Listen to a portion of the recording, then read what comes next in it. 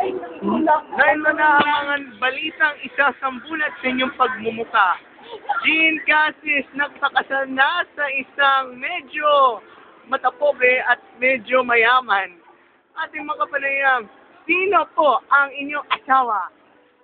Si Mr. Baboy!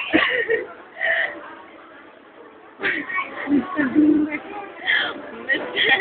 Eldic. Bakit ka nagpakasal kay Mr. Delfonso? Kasi gwapo siya. Tapos malaki. Ikaw taga-showbiz ka, siya taga-non-showbiz. Oo, dahil showbiz siya. Ano siya? Tagakuha ng ano. Pang-saboy. Dun sa gubat. Ilang buwan ang relasyon ninyo? Ano pa lang? 1 day. Diba? Bakit ka nagparelasyon ng isang araw lamang? May labis, may kulang.